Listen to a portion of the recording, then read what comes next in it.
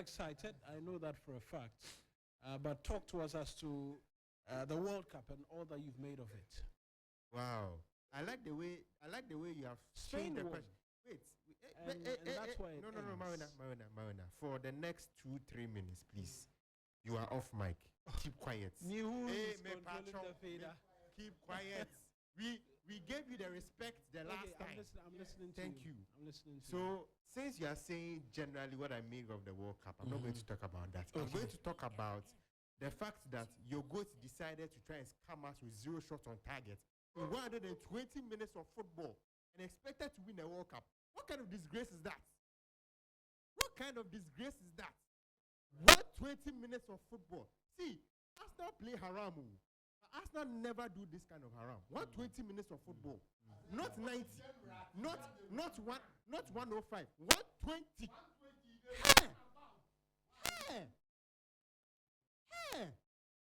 You should join him so that the microphone. See. No, I'm saying this doesn't. You know, always I tell you that just come and sit and then let me turn on the microphone as well so that people can hear you. But if you are doing. So Argentina actually thought that they will go to the final, play 0 shots on target, hope to go to penalties and win. Hey.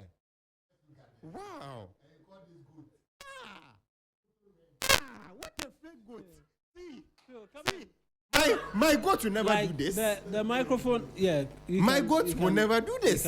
Actually, your goat is Sokoto Red. Charlie, we can no, find that. I want when you are doing the agenda, speak into the microphone so that people can hear you. Don't. Oh, okay. I'm a backing vocalist, Charlie, so join. Thank you. I've always advocated for that.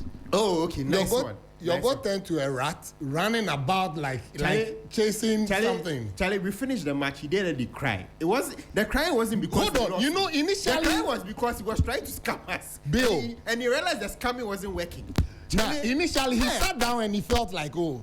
And yes, I've taken it before. But the moment they gave the cup to Charlie, Charlie starts to know who say,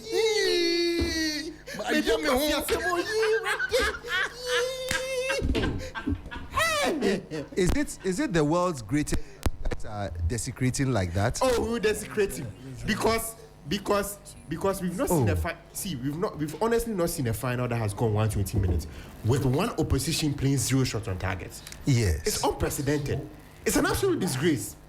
Oh, let's not mince words. No, it's a disgrace. But I think Messi played a ball towards goal. I think it was blocked. So no. He played one. It was a cross. He chipped us across. That went over there. Wasn't it targeting the goal? It was a cross.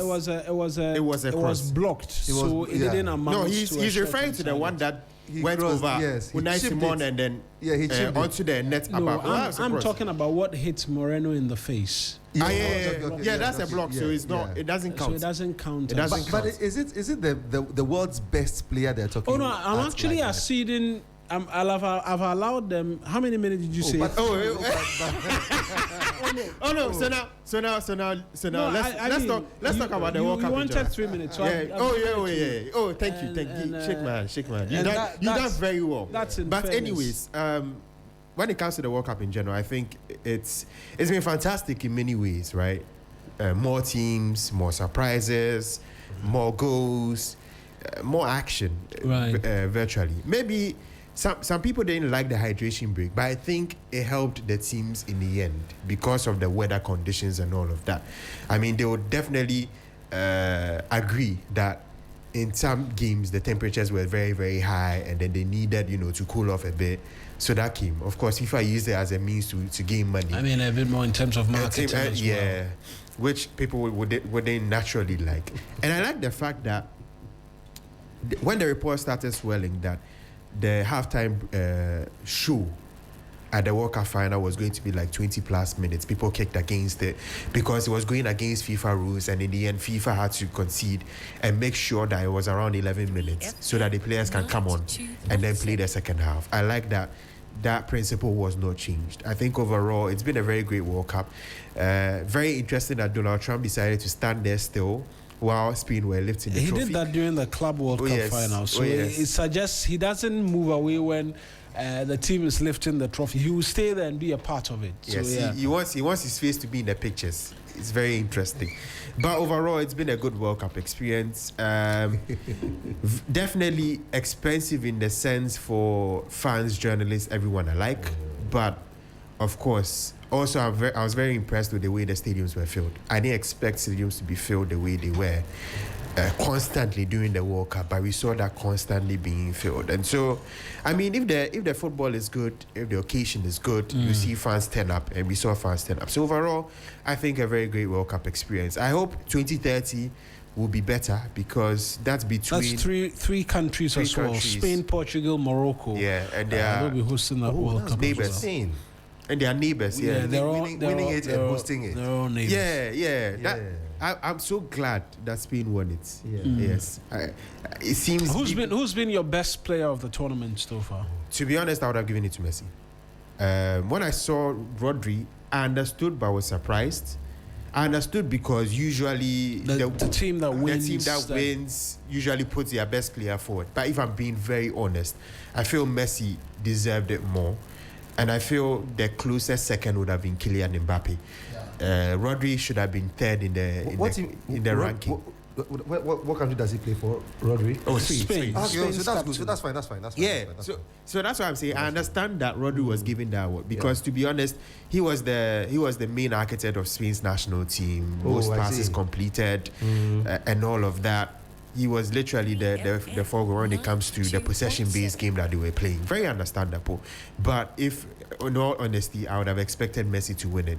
If not Messi, I would have expected Kylian to win it. So, but since they've given it to Rodri, hey, fair is fair. And Spain dominated when it came to the awards like the Golden Glove. Yeah, Unai Simon. I mean, I don't think there will be much of a debate. No, there wasn't. There wasn't a debate with that, and there wasn't much debate with the best young player as well, Pau Kubasi. Kubasi deserved that. I remember right before the final on TV3 when we were building up to the game, I highlighted how important Kubasi was to that Spanish national. Just 19. And he was a starting centre back for the Spanish national team. He'll be playing for a very long time. Yeah, he will. A very, very long time for that Spanish team. Overperforming team, a team that overperformed. No way.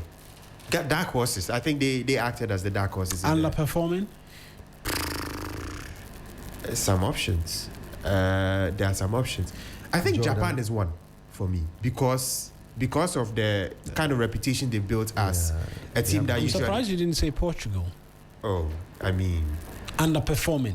No, in the sense of the quality they had and where you expected to go, underperformed greatly. But I mean, Japan, the best they've ever done is a round of 16. But usually you outside of hosting, they hosted in 2002, right? Outside of 2002, where they really performed, they've always been a round of 16 tournament, and so you cannot argue underperforming. But Portugal underperformed. No, but Mauna, let's be honest. Portugal, after 2006 World Cup, have barely gotten past the quarterfinal. we went into this tournament thinking that they could win because of the quality that they had. But based on the history, because they didn't do well in the group stages. Yes, but based on the history, you'd also accept that Portugal are not your... So you give underperforming to Japan instead of Portugal, because there are a number of teams. Netherlands is one as well. Germany as well. Germany is also one. Germany got booted out in the round of 32. Yeah, that was very early. So I think Portugal in round of 16, right? Yeah, they got beat by Spain. By Spain. Yeah, in the round of 16. Yeah. So, but one of the underperforming teams at this tournament, most certainly. So Portugal, Germany. You include Japan. Yeah, I include Japan. Player that has. I don't think there's been like an out and out star, really like an unknown player that became like a Vozinha. Do you know that legends now play football with him? He was literally invited to a Legends football game, and the likes of R9 came straight to him to actually chat with him. He's become an out star, Vozinha. But at 40 years. it's a bit tough that you see the football. Well, goalkeepers can go on a little longer than outfield players, and so so perhaps Vozinha. You can say a player who's underperformed. Sadio Mane. Underperforming players. Sadio Mane, he's number one. Sadio Mane, I expected so much from him, but he produced. He played as though he had issues with the coach. Yeah, he produced on the technical team. He played as though he had. I expected so much from Sadio. So you give it to Sadio Mane. What about Ronaldo? Oh, Ronaldo at least scored goals. He at least scored goals. Mane got a goal, did he not? No, Mane. One goal. Mane. That was last group game, I believe. That should have been last group game. Either he got a goal or I he doubt got a he even few got. assists. Let me. Right. But technical. But why are we surprised because I know that the Japan? first 2 games he didn't score. He wasn't part of the goal scorers. Why are we surprised at Japan? Japan is ranked 30th in the whole world. No, but that's why I don't see them as a team that underperform because they never really do anything. Yeah, in fairness to them. Okay, so also in fairness to them, they are usually a team that gets to the knockout round. Yeah, and they did. And they got beat by which team? I don't think they even got there. No, they were in a knockout phase. Japan actually, yes. Round of 32. I think they got beat by Brazil. Okay. Round of 32. You get beat by Brazil. Usually round of 16 is where they stop. Yeah, but I mean this one because Mane did not score in the World Cup. Yeah, he did not score, but he got a number of assists. How many? Which assist? You're talking assist. Which assist? No, he didn't score. He didn't assist either. Which assist? Right, so maybe you can. It's not maybe. He's the most disappointing player in this World Cup. No doubt about it. Of all the players, Sadio Mane. Oh, of course, because I expected so much. I mean, in fairness, right? I'm saying this because of what I saw at the AFCON and how he performed. Yeah. Right, he performed. I mean, the Senegal team in and of itself. Yes, all underperformed. Did not perform. All of them underperformed. But Sadio Mane was the architect. You can't. Did they really underperform? I mean, after 10 years, they come out to say that the team doctor is a gynecologist and all of that. I mean, that was shocking. That goes to the heart of the fact that the entire team was Mane got one assist. Yeah, they're only making excuses. They're only making excuses. Don't mind them. So one assist. Refereeing decisions mixed. Let's just say mixed. But then again, I mean, I've come to understand that, right? In competitions, tournament football, usually the big teams get decisions for them.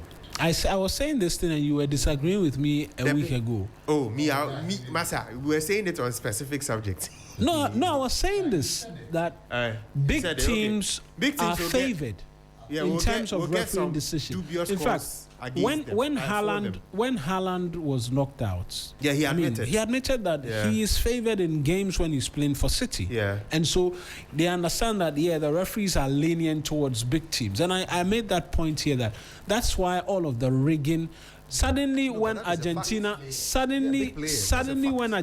lost, everybody stopped saying the World Cup was rigged. But had they won, the narrative is that the World Cup was rigged. But I said it earlier in my presentation. But you know they would have really drummed it if they had won with 0 shots on target. No, but I said it earlier today in the presentation. Yeah. That the referee was favoring Argentina. There were so many infringements that should have been taken. As in the Spanish game? Yeah, the Spanish game, yes. There were certain things that the Argentine players did. Well, the red card fair. Yes, but even preceding the World also Cup, did something that the red card, yellow, but preceding the red card, I think fair for the second foul, yes, but the first one, no. I don't remember how the first. The first foul. Descent. Yeah, it was descent. Descent. No, descent is straight yellow. It was descent. The first yellow for Enzo. It was descent. So what he did for him to it was descent. For him to get the first yellow card. I watched the game throughout.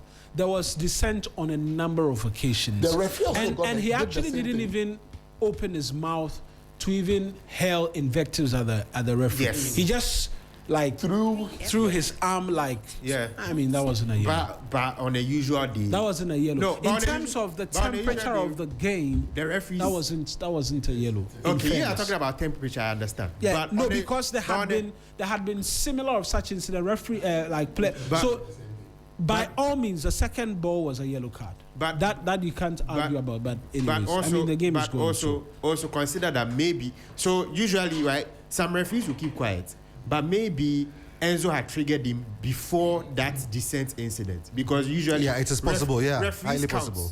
Referees count a number of times a player comes at them for some reason, and then at some point they decide that hey, you will take a yellow. Whether sometimes you can commit so many fouls. The next foul which gives you a yellow is not a yellow card. It's not a yellow card offense, but they'll give you the yellow anyway because those ones happen. So it could have happened in that game. You never know. So anyways, but yeah, it was a fair sending off. Fair. Oh, by all means, there cannot be an argument as to that. And like I said, congratulations to Spain. I think they were worthy winners. Yeah, absolutely. Particularly on the day. Yeah.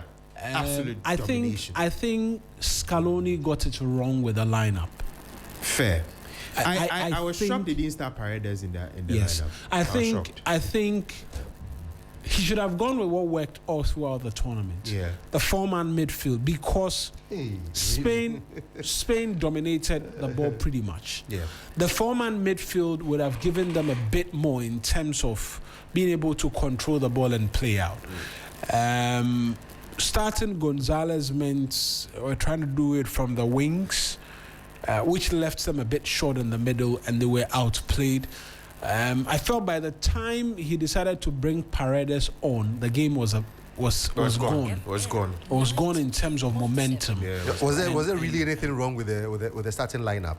I think the point is that I think in terms of who he should have started. Yes, he should have gone with his 4-man midfield, and then he would have brought on the wingers to stretch the game because they would have gone down eventually by a goal.